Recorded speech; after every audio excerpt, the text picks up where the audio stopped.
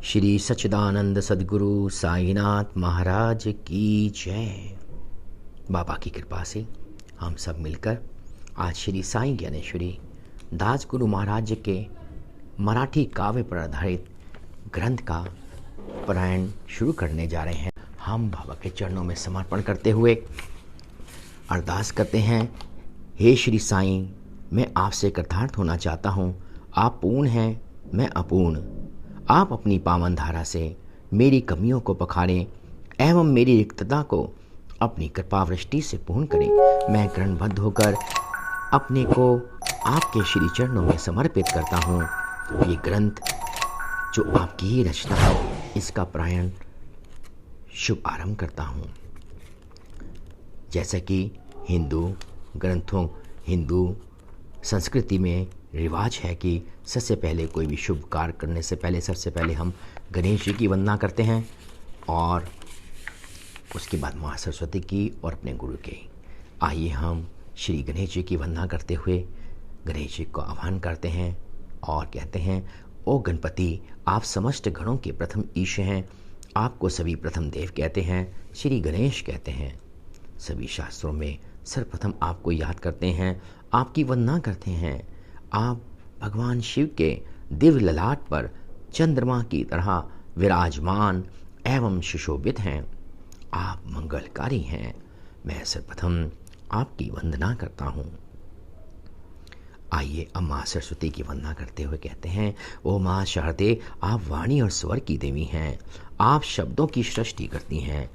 आपके अस्तित्व से ही मौन संसार मुखर होता है और उससे संसार का व्यवहार संचालित होता है।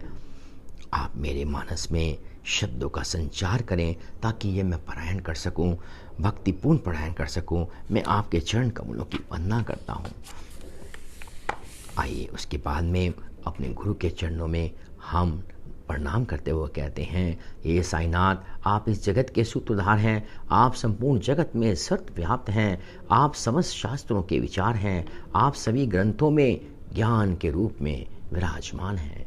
आप अपने स्वरूप की एक झलक दिखाकर मुझे भी उपकृत करें ताकि आपके गुणों का कुछ गुणगान मैं भी कर सकूं। मैं आपके चरणों की वंदना करते हुए इस ग्रंथ का पारायण भक्ति पूर्ण करने जा रहा हूँ। ये आपकी ही रचना है। आप ही मेरी सहायता कर मुझसे ये अपना कार्य पूर्ण करवाएं।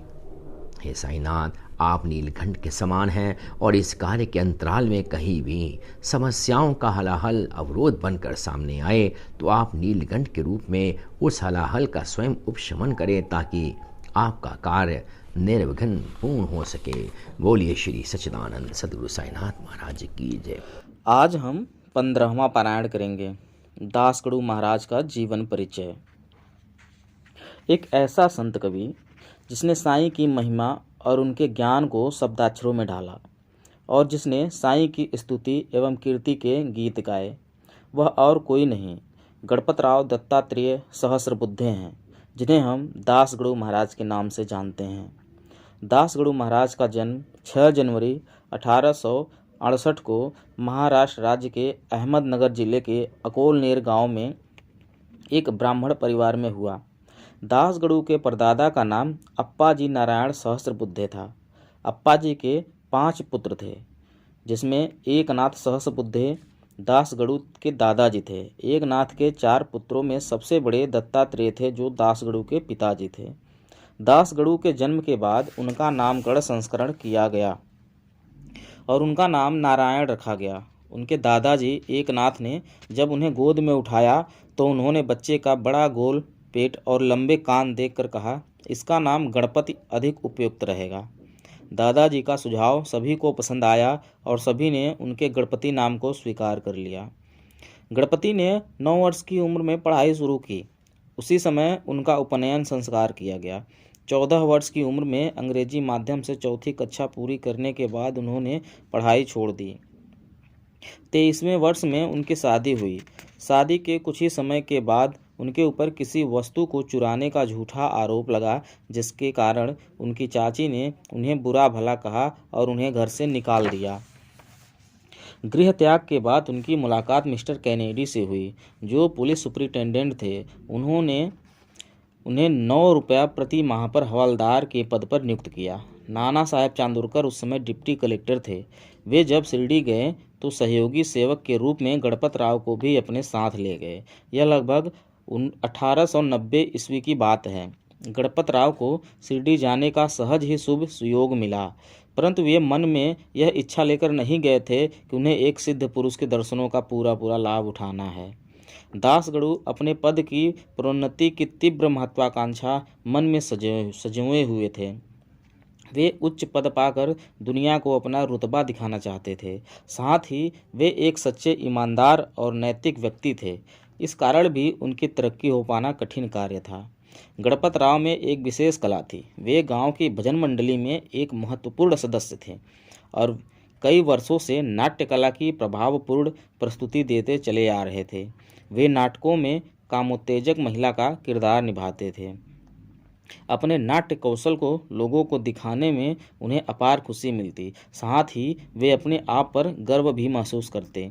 गणपत राव में एक और ख़ास विलक्षण क्षमता थी। वे बिना किसी तैयारी के मातृभाषा मराठी में लावड़ी शैली में गीतों की रचना कर सकते थे और उसे मधुर स्वर में गा सकते थे।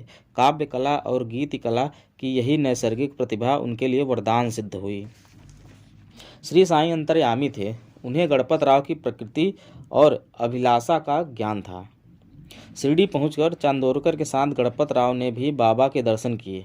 बाबा ने गणपत राव को सलाह दी, गांव की भजन मंडली एवं पुलिस की नौकरी से लगाव छोड़ दो। गणपत राव ने श्री साईं की सलाह और निर्देश पर गौर किया। शीघ्र ही उन्होंने गांव की भजन मंडली से अपना संबंध विच्छेद कर लिया।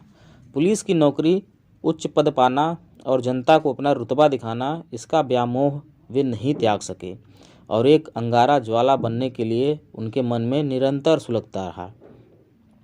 चांदोरकर के साथ गणपत राव थोड़े थोड़े समय के अंतराल पर शिरडी आते रहते थे। श्री साईं उन्हें बार बार पुलिस की नौकरी छोड़ देने की सलाह देते थे। गणपत राव ने श्री साईं से निवेदन करते हुए कहा, मैंने विभागीय परीक्षा पास कर ली है।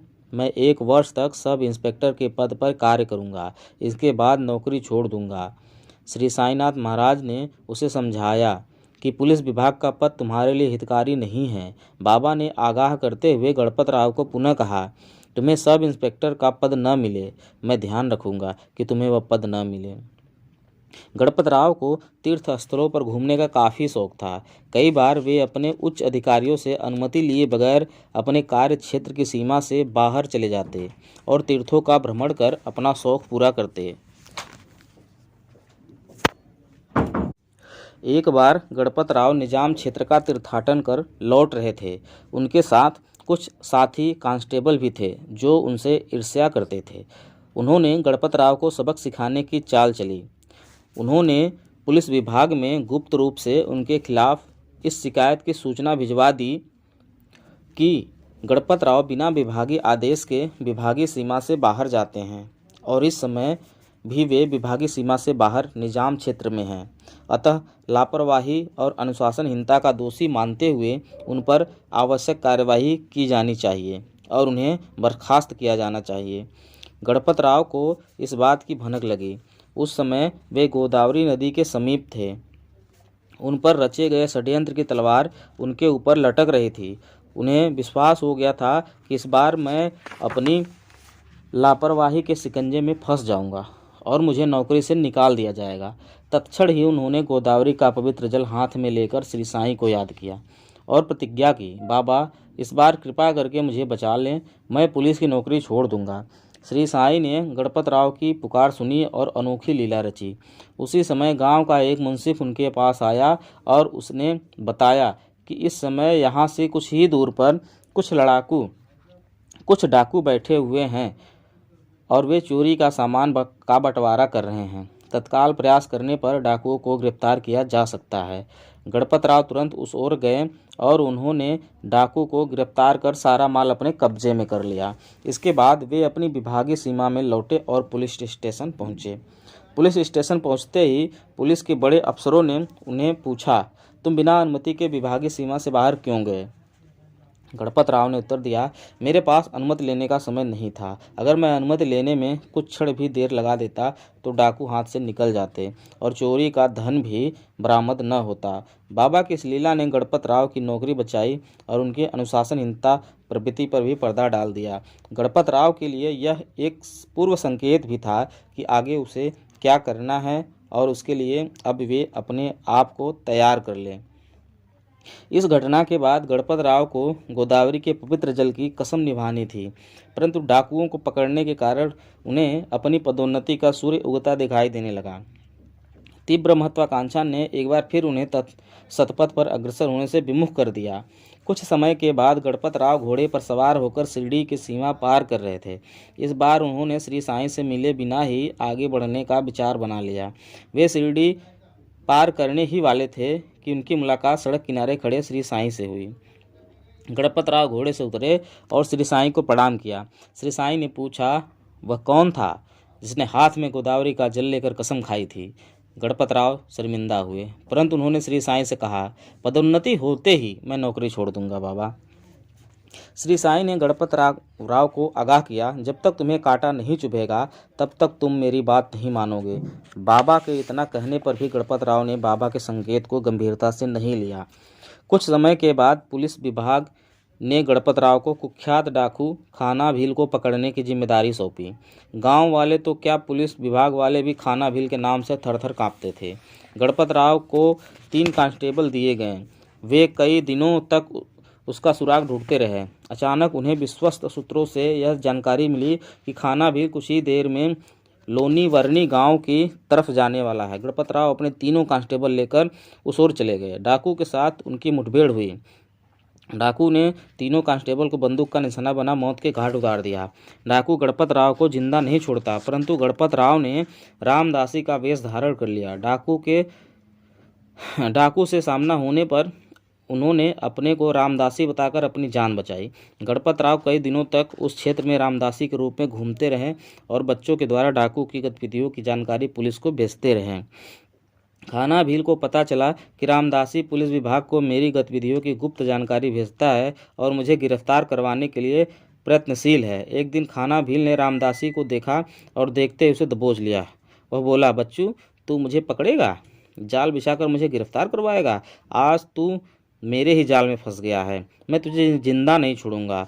तुझे अभी तेरे 3 साथियों के पास पहुंचाऊंगा। गणपत राव के सिर पर मौत मंडरा रही थी।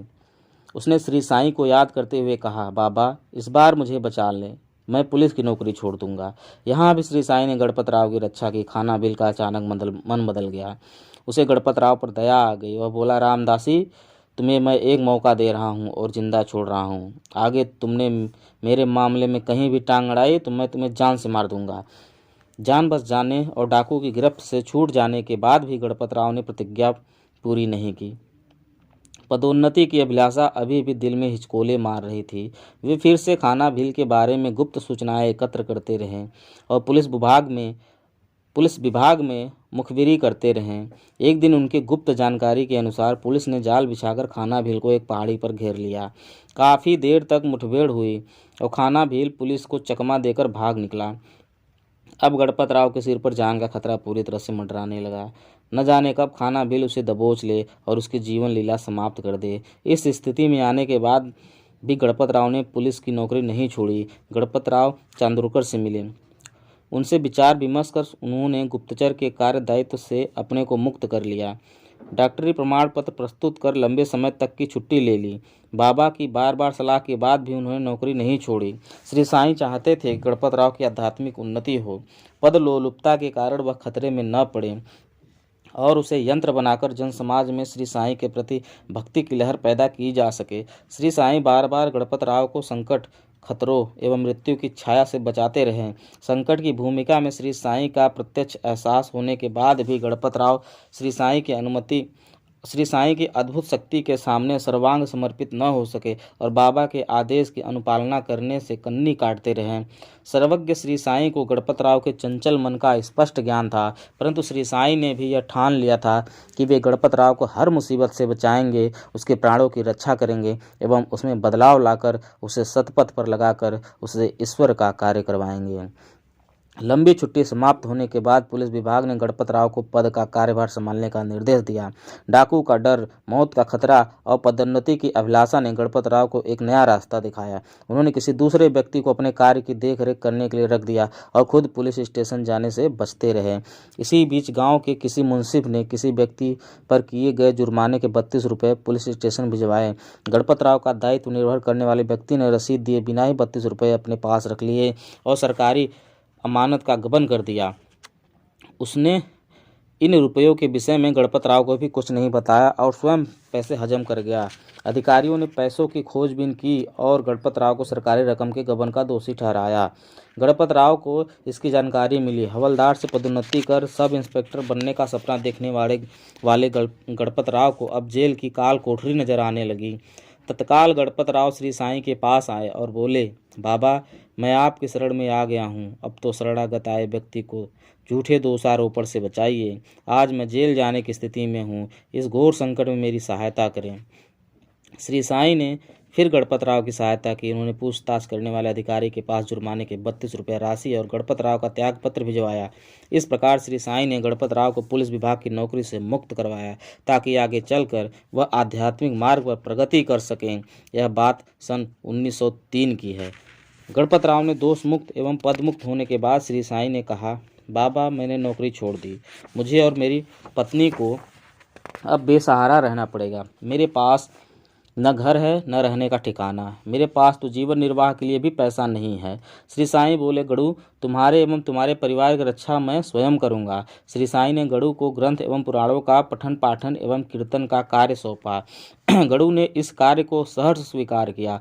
गणपत राव गणु बने और बाबा की शरण में आने के बाद दास गणु हो गए। सन 1903 के बाद गणु को कभी भी भोजन, वस्त्र और धन का अभाव नहीं हुआ और शीघ्र ही बाबा की कृपा से उन्हें अपना घर भी हो गया।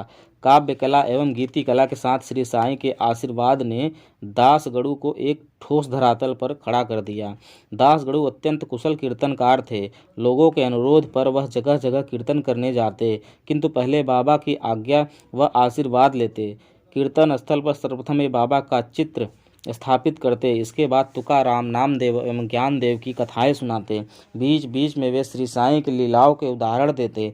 दास गणु की वक्तृत्व शैली इतनी मधुर एवं प्रभावी होती कि 2-3 हजार लोगों की भीड़ उन्हें मंत्रमुग्ध होकर तन्मयता के साथ 6 से 8 घंटे तक सुनती रहती। कथा वाचन एवं साईं लीला वर्णन के साथ साथ दास गणु भजन भी गाते, जिससे लोगों के मन में साईं भक्ति के प्रति जिज्ञासा पैदा होती एवं भक्ति की लहरें हिलोरे मारने लगती। दास गणु के भजनों से प्रभावित होकर अनेक लोग श्री साईं की ओर आकर्षित हुए और शिरडी जाने का क्रम चालू हुआ। अल्प समय में ही श्री साईं की मस्जिद में दूर दराज से आने वालों का अच्छा खासा जमावड़ा लगने लग गया। एक बार मुंबई के कौपिनेश्वर मंदिर में दास गणु बाबा की तस्वीर सामने रख कर तथा कथा कीर्तन कर रहे थे। हरिनाम के जयकारे गूंज रहे थे। अचानक यह ध्वनि चोलकर नामक एक व्यक्ति के कानों में पड़ी। वे सरकारी विभाग में एक अस्थायी कर्मचारी थे। वे कीर्तन सुनने आ बैठे। उनके मन में साईं के प्रति अगाध भक्ति उमड़ी, दृढ़ विश्वास पैदा हुआ और साईं प्रेम की लहर ने उन्हें साईं भक्त बनाकर श्री साईं की कृपा का पात्र बना दिया। चोलकर की तरह ही लाखों भक्त दास गणु की कथा एवं भजन सुनकर श्री साईं की ओर खींचे चले आए। ओम साई राम। आगे की कथा अगले सप्ताह करेंगे।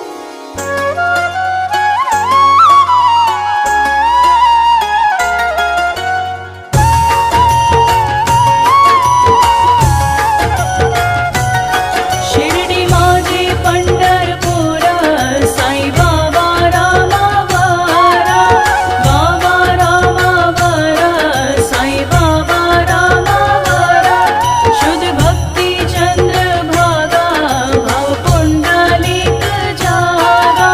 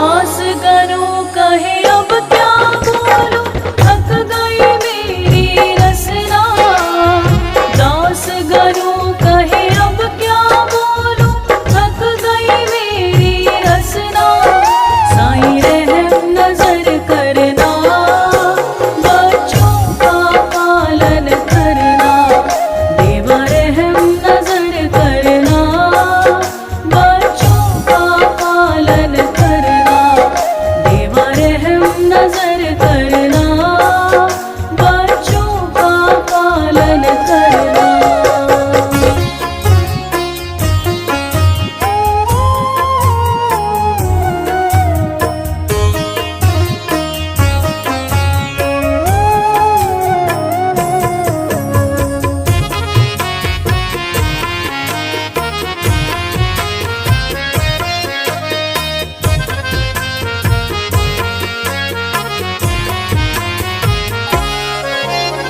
रहम नजर करो अब मोरे साईं, तुम बिन नहीं मुझे माँ बाप भाई। रहम नजर करो अब मोरे साईं, तुम बिन नहीं मुझे माँ बाप भाई। रहम नजर करो।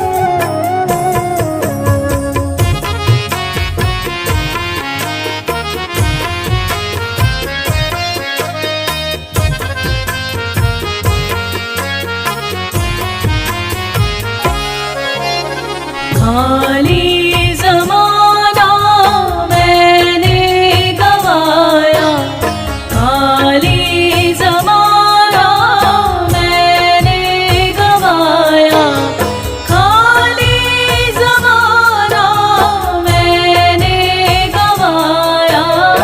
साथी आखिरकार, साथी आखिरकार, साथी आखिरकार की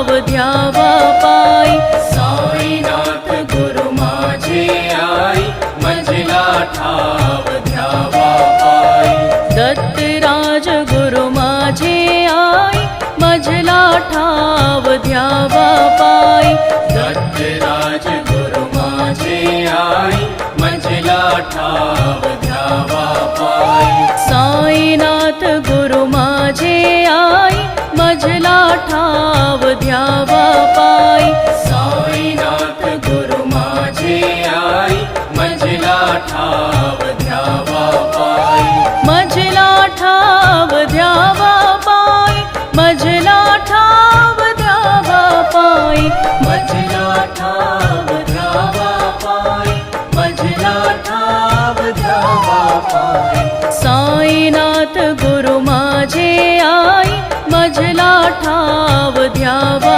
पाई साईनाथ गुरु माझे आई मंजिला ठाव ध्यावा पाई दत्तराज गुरु माझे आई मजला ठाव ध्यावा पाई दत्तराज गुरु माझे आई मंजिला ठाव ध्यावा पाई साईनाथ गुरु माझे आई मजला ठाव ध्यावा पाई साईनाथ गुरु माझे आई मंजिला ठाव ध्यावा पाई मजला ठाव ध्यावा पाई मजला ठाव ध्यावा पाई मंजिला ठाव ध्यावा पाई मंजिला ठाव ध्यावा पाई साईनाथ गुरु माझे आई मजला ठाव ध्यावा पाई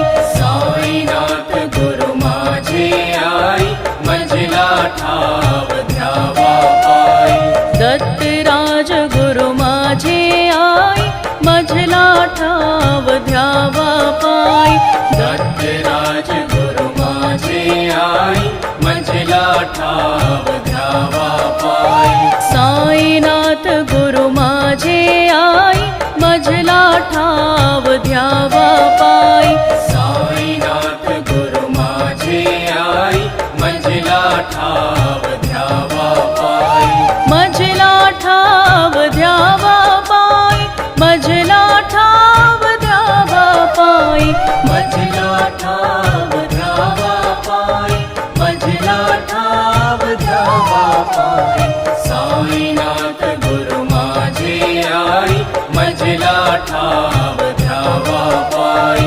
दत्तराज गुरु माझे आई मंजिला ठाव ध्यावा पाई अनंत कोटि ब्रह्मांड नायक राजाधिराज योगीराज पर ब्रह्म साईनाथ महाराज